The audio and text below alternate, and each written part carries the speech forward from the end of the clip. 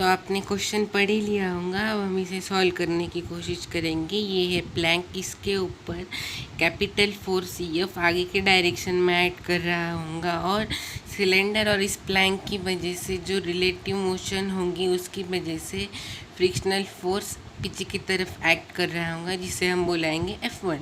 और इस प्लैंक का एक्सेलरेशन हम अगर A कंसिडर करेंगे और मास दिया हुआ है m2, तो हम कुछ इस प्रकार लिख सकते हैं F minus F1 is equal to m2 into A. आपको यहाँ तक तो समझ में आ चुका होगा। तो अब हम सिलेंड्रिकल बॉडी का फ्री बॉडी डायग्राम बनाने की कोशिश करेंगे। तो इस प्लैंक के ऊपर तो इस कैपिटल F1 फ्रिक्शनल फोर्स आगे की तरफ लगेगा और इस पॉइंट के ऊपर जो ग्राउंड और सिलेंड्रिकल बॉडी है उन दोनों के बीच में जो फ्रिक्शन होगा वो भी आगे की तरफ ही एक्ट कर रहा होगा। अब इस फ्रिक्शन फोर्स के आगे की तरफ एक्ट करने का क्या कारण है वो हम इस वीडियो के अंत में समझेंगे। तो अब हम लिख सकते हैं इस बॉडी का मास दिया हुआ है m1, इसलिए हम लिख सकते हैं F1 plus F2 is equal to m1 into इसका सेंटर ऑफ मास का एक्सेलरेशन हम बोलेंगे a डैश, तो हम लिखेंगे m1 इंटू a डैश।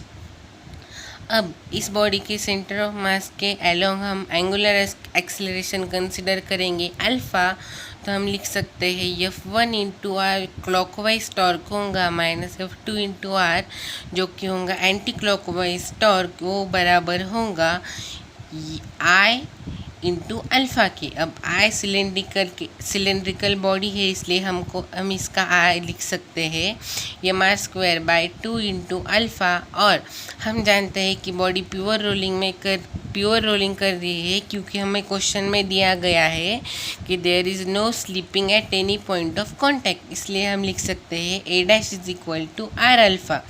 तो इसलिए इक्वेशन कुछ इस प्रकार होगा F1 minus F2 into R is equal to m1 into R square by 2 into alpha की वैल्यू हम यहाँ से लिख सकते हैं alpha is equal to a dash divided by R, तो हम यहाँ पे लिखेंगे a dash divided by R, इसलिए हम लिखेंगे F1 minus F2 is equal to m1 into a dash divided by 2।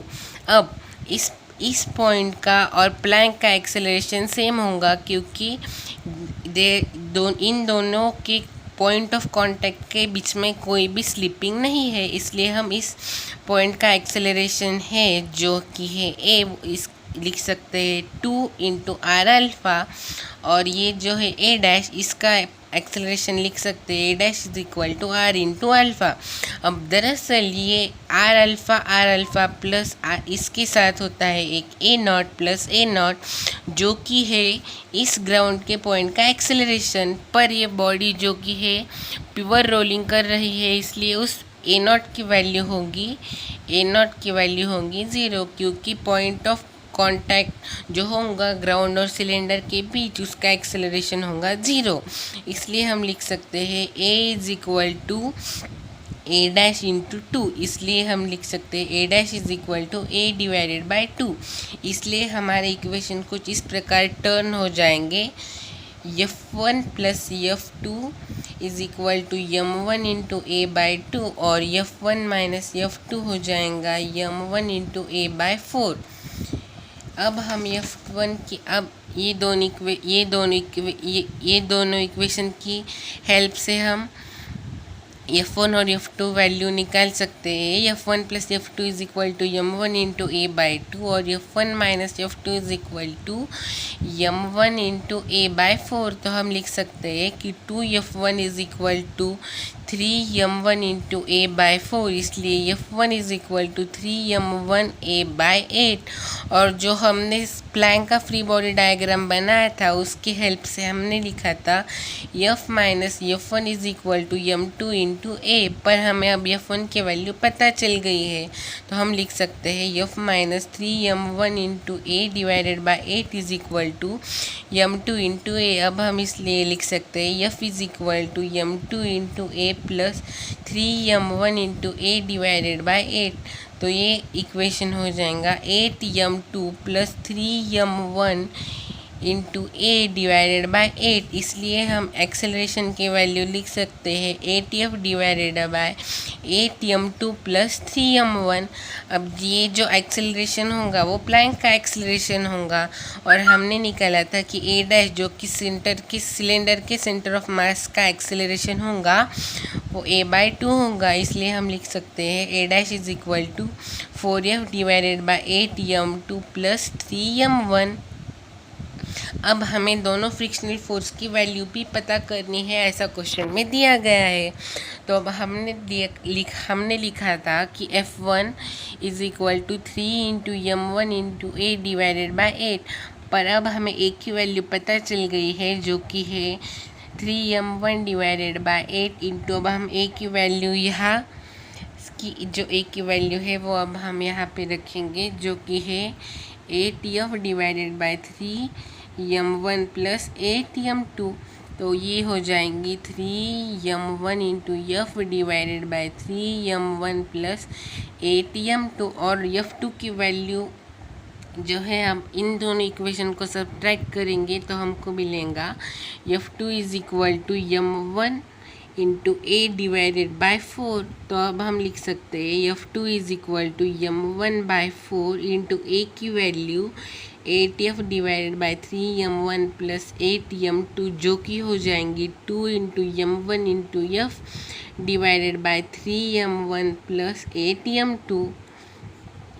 तो अब हमने सारी वैल्यूज़ निकाल ली है, और हमें इस डायग्राम की मदद से सभी फ्रिक्शनल फोर्स की डायरेक्शन भी पता कर ली है। पर जिन जिन लोगों को दिक्कत थी कि F2 का डायरेक्शन आगे क्यों लिया, उनके लिए ये हम अब एक प्रूफ डिराइव करने जा रहे हैं। अब ध्यान से देखिए, मान लीजिए ये एक सिलेंड्रिकल ऑब्जेक्ट है, इसके बॉटम अब हम इसके अगर बॉटम पॉइंट से फोर्स लगाकर इसको आगे की तरफ खींचने की कोशिश करेंगे, तो अब देखिए रिलेटिव मोशन इन दोनों पॉइंट के बीच में रोकने के लिए फ्रिक्शन तो पीछे की तरफ एक्ट करेगा। ये हम बात कर रहे हैं बॉटम मोस्ट पॉइंट के लिए। पर जैसे जैसे हम आगे की तरफ बढ़ते जाएंगे और अगर हम सेंटर तक भी पहुँचे तो फ्रिक्शन हमने एफ की वैल्यू वही रखी, तो इस एफ की वजह से बॉटम पॉइंट के अक्रॉस एक टॉर्क प्रोड्यूस होगा, जिसकी वजह से फ्रिक्शनल फोर्स की वैल्यू कम होती जाएंगी। तो जैसे जैसे ये टॉर्क बढ़ता जाएगा वैसे वैसे फ्रिक्शनल फोर्स की वैल्यू कम होते जाएंगी। और एक पॉइंट मान लीजिए इसका डिस्टेंस सेंटर से एच है, उस पॉइंट पर जाने के बाद फ्रिक्शनल फोर्स की वैल्यू कम्प्लीटली ज़ीरो हो जाएंगी। तो अब हम इस पॉइंट का डिस्टेंस निकालेंगे सेंटर से। तो अब देखिए हम इस पॉइंट के ऊपर यह फोर्स लगा रहे हैं, तो हम इससे टॉर्क का इक्वेशन लिख सकते हैं F into H is equal to I into alpha. अब हम इस आई को आई रहने देंगे ताकि हम इसको बाद में सारे राउंड ऑब्जेक्ट के लिए जनरलाइज कर सके। अब अल्फ़ा की वैल्यू तो हमें पता है, alpha is equal to ACM divided by R. तो अब हम लिखेंगे F into H is equal to I into ACM divided by R. अब एफ जो है वो अकेला फोर्स है जो इस राउंड बॉडी के ऊपर एक्ट कर रहा है, तो एफ इज इक्वल टू होगा इस बॉडी का मास m इंटू इसका एक्सेलरेशन a। तो हम यहाँ पे उसको रिप्लेस कर देंगे, m a into H is equal to I into ACM divided by R, ये ACM ही होगा। अब हमें मिलेगा h is equal to I divided by mr। तो अब हम देखेंगे कि आखिर ये h असल में है क्या। तो अब हमने कहा था कि ये जो है जैसे कि हम ऊपर की तरफ जाएंगे तो बॉडी का स्लाइड करने का टेंडेंसी कम होते जाएगा और रोटेट करने का टेंडेंसी ज़्यादा होते जाएगा। अब इस पॉइंट के ऊपर फ्रिक्शनल फोर्स का हमने अप्लाइड फोर्स का डायरेक्शन तो आगे रखा, पर हमें फ्रिक्शनल फोर्स 0 मिला। पर अगर हम जैसे इस पॉइंट के नीचे आएंगे तो फ्रिक्शनल फोर्स का कोई तो वैल्यू होगा जो कि राइट की तरफ एक्ट होगा, लेफ़्ट की तरफ एक्ट होगा, ये तो हमें पता है। पर क्या होगा कि अगर हम इस पॉइंट के ऊपर की तरफ जाए, मान लो अगर हमने फोर्स इस एच हाइट के भी ऊपर अप्लाई किया तो क्या होगा, ये साइड के ऊपर अप्लाई किया तो क्या होगा, तो अगर होता क्या है, मान लीजिए ये हम ऐसा डायग्रामेटिकली रिप्रेजेंटेशन पता रहे आपको। देखिए ये जो वेक्टर है वो at the bottom most point friction की वैल्यू भी मैक्सिमम होगी और डायरेक्शन भी लेफ्ट में होगी। जैसे ही हम ऊपर की तरफ बढ़ते जाएंगे तो फ्रिक्शन की वैल्यू कम होती जाएंगी, कम होती जाएंगी, कम होती जाएंगी और एक पॉइंट के बाद वो ज़ीरो होती जाएंगी और इस पॉइंट के बाद फ्रिक्शन की वैल्यू राइट में बढ़ने लगेंगी कुछ इस प्रकार। इसलिए H is equal to I by M R जो हमने वैल्यू निकाली, जैसे ही हम कोई भी फोर्स को इस वैल्यू के ऊपर अप्लाई करेंगे तो उसकी वजह से जो फ्रिक्शनल फोर्स का डायरेक्शन होगा वो आगे की तरफ यानी अप्लाइड फोर्स के डायरेक्शन में ही होगा, क्योंकि इस पॉइंट पर बॉडी की रोटेट करने की टेंडेंसी ज़्यादा है और स्लाइड करने की टेंडेंसी कम है। अगर हमने इस पॉइंट के ऊपर देखा तो यफ जो है वो ज़्यादा टॉर्क का इफेक्ट, उसकी वजह से जो टॉर्क प्रोड्यूस हो रहा है उसका इफेक्ट ज़्यादा होगा एज़ कम्पेयर टू उसकी वजह से जो सेंटर ऑफ मास को एक्सेलरेशन मिल रहा होगा। तो इस एक्सेस टॉर्क को बैलेंस करने के लिए फ्रिक्शन को उल्टी तरफ ऐड करके इस कैपिटल एफ के टॉर्क को घटाना होगा ताकि ये बॉडी प्योर रोलिंग कर सके। अब ये H is equal to I by M R, तो ये आई जो होगा वो अलग अलग राउंड बॉडी के लिए अलग अलग होगा। तो अब हम अगर सिलेंडर, अब हम रिंग के लिए देखेंगे तो H is equal to R होगा। मतलब अगर रिंग के bottom most top most point पर हमने फोर्स लगाया तो ही तभी फ्रिक्शनल फोर्स का डायरेक्शन आगे की तरफ होगा। अगर हमने इस केस में जो था हमारा सिलेंडर, उसके लिए H is equal to R by two होगा। इधर ये मार स्क्वायर बाई टू रख लीजिए तो हमें आर बाई टू मिलेगा। मतलब आर बाई टू के ऊपर अगर हमने फोर्स लगाया तो हमें फ्रिक्शनल फोर्स का डायरेक्शन जो है वो आगे की तरफ मिलेगा, जो कि हमने क्वेश्चन में लिखा था। तो मैं आशा करता हूँ कि आप ये सब समझ चुके होंगे। Thank you.